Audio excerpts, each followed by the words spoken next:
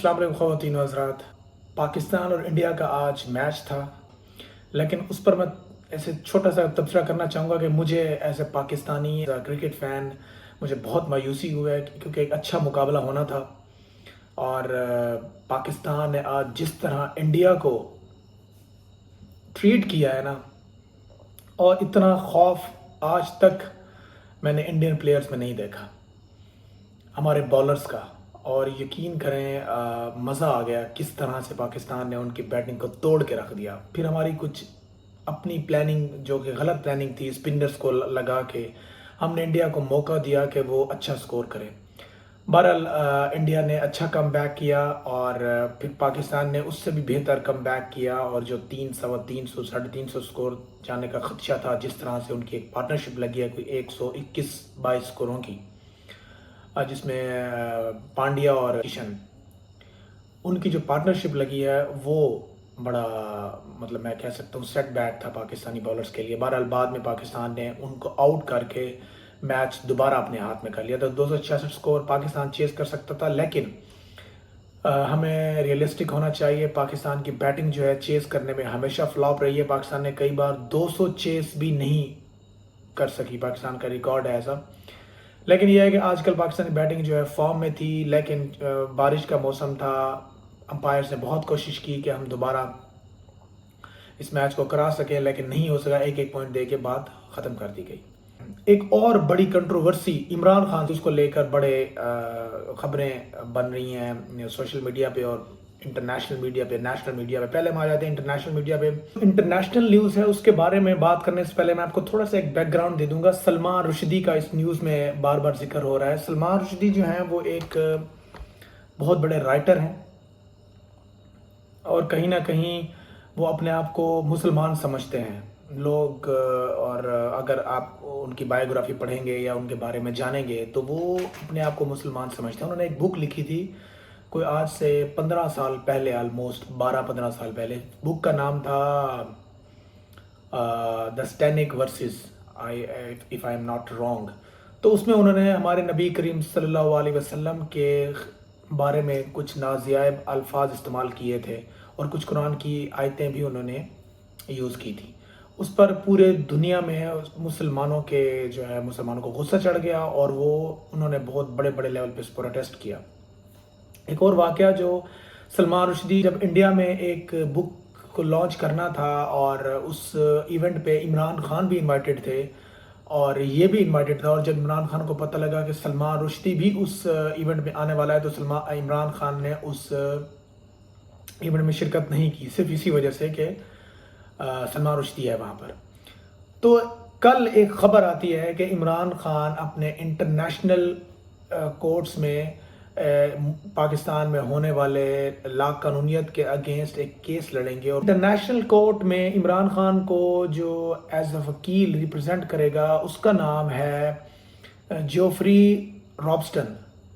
अच्छा जी, ये कौन वकील है? ये है एक बड़े तगड़े वकील जिन्होंने सेलिब्रिटीज़ के, स्पोर्ट्समैन के, बड़े बड़े लोगों को रिप्रेजेंट किया है, और माने ताने वकील हैं। और मज़े की बात यह है कि उन्होंने बहुत सारे मज़हब, बहुत सारे रिलीजन्स के अगेंस्ट भी केस लड़े हैं। समटाइम्स इस्लाम के अगेंस्ट, समटाइम्स क्रिश्चियंस के लिए, समटाइम्स मुस्लिम्स के लिए, समटाइम्स यहूदियों के लिए, बहुत बड़े बड़े लोगों के लिए उन्होंने केस लड़े हैं। फिर अब जो कल से खबर गर्दिश कर रही है कि इमरान खान ने उन्हें अपने केसेस के लिए जो इंटरनेशनल कोर्ट्स में वो करेंगे, अब वो किसके अगेंस्ट करेंगे?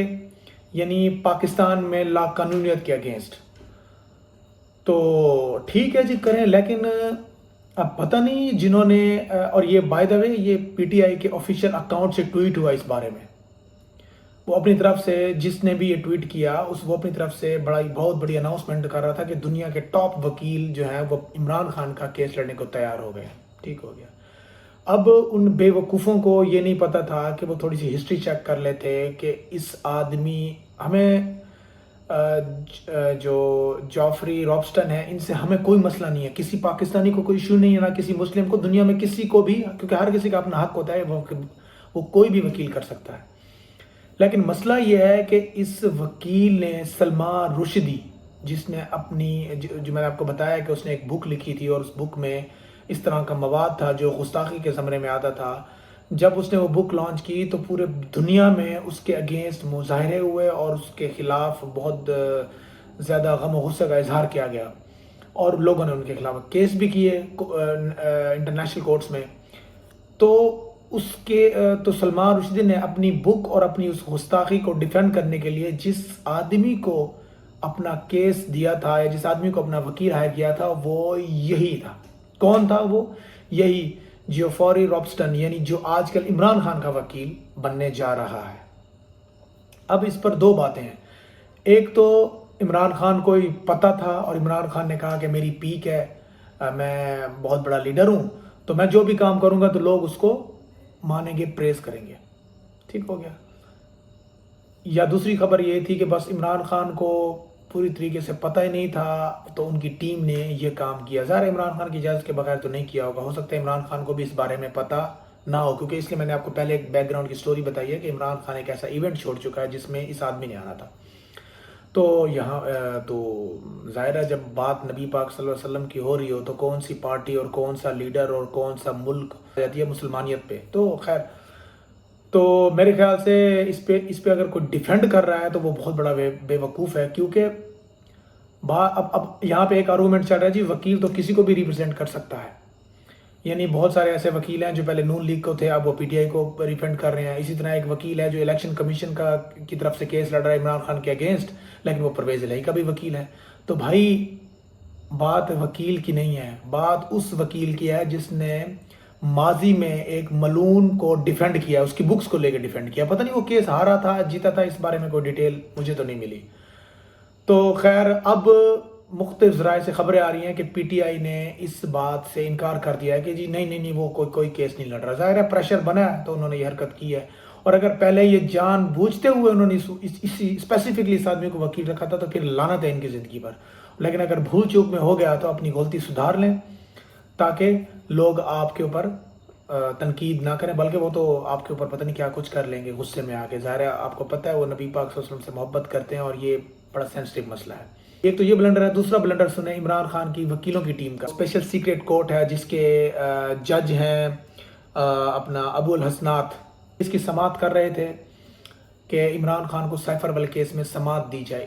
اتنے میں ایف آئی اے کا جو پروسیکیوٹر تھا اس نے ایک دھماکے دار نیوز بریک کی. وہاں پر اس نے جج کو مخاطب کرتے ہوئے کہا، جج صاحب آپ کو پتہ ہے یہ جو وکیل ہیں اس وقت پی ٹی آئی کے شور مچا رہے ہیں اور وہ چاہتے ہیں کہ آج عمران خان کو ضمانت ملے. اس ضمانت سے پہلے میں آپ کو ایک بات بتانا چاہتا ہوں کہ اسی جماعت نے، انہی وکیلوں نے، جس میں پنچوتا صاحب بھی ہیں اور صفدر صاحب بھی ہیں، انہوں نے اسلام آباد ہائی کورٹ میں ایک درخواست جمع کرائی ہوئی ہے آپ کی عدالت کے اگینسٹ، یعنی کہ آپ کے اگینسٹ. وہ آپ کی عدالت کو یا آپ کو اس کیس کے حوالے سے ریلیونٹ ہی نہیں سمجھتے.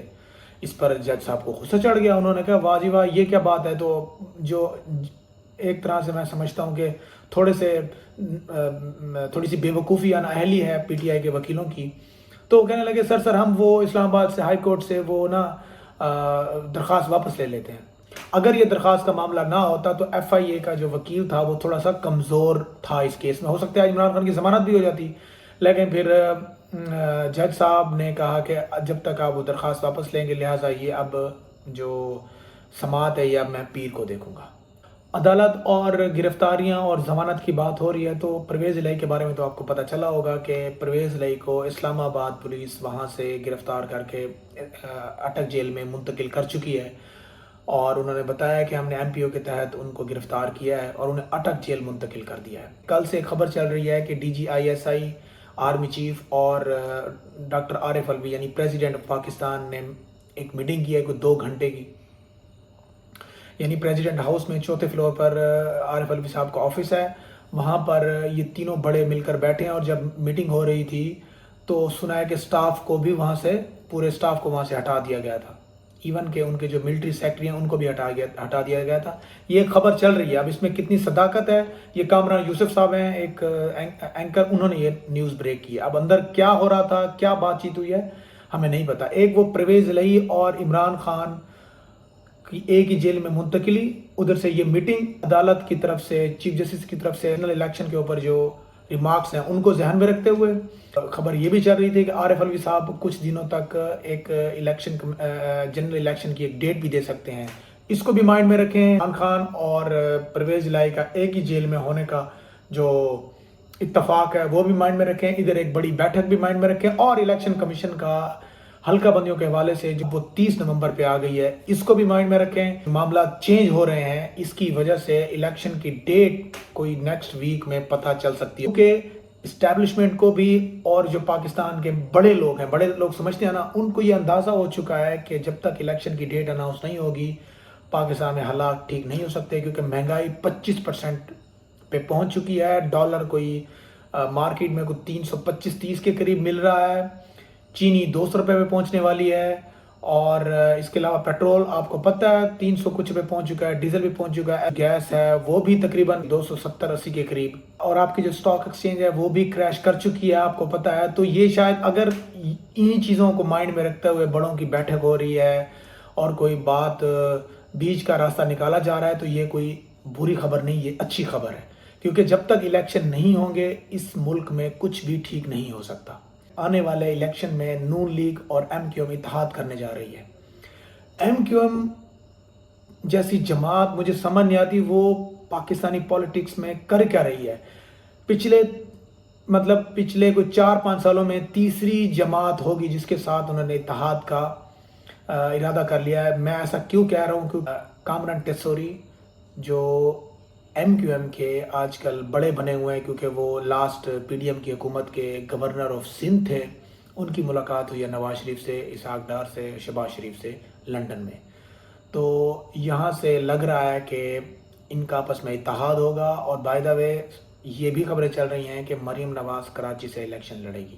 خبر یہ ہے کہ پیپلز پارٹی کی کور کمیٹی اور جو ان کے سینئر عہدیداران ہیں اور سارے جو ان کے M N A M P S ہیں ان کی ایک کور کمیٹی کی میٹنگ ہوئی ہے جسے چیئرمین بلاول نے چیئر کیا. وہاں پر خدا بخش چانڈیو اور اعتزاز احسن جو ہیں یہ آپ آمنے سامنے ہو گئے ہیں. کیونکہ چانڈیو صاحب نے بڑا کیٹیگوریکلی اس پوری بھری محفل میں کہا ہے کہ اعتزاز احسن جو صاحب ہیں یہ آج کل بہت ہواؤں میں اڑ رہے ہیں, یہ P T I Imran Khan کی سائڈ لیتے ہیں اور جو ہمارے پروٹوکولز ہیں پیپلز پارٹی کے اس کو خاطر خواہ ویلیو نہیں کرتے.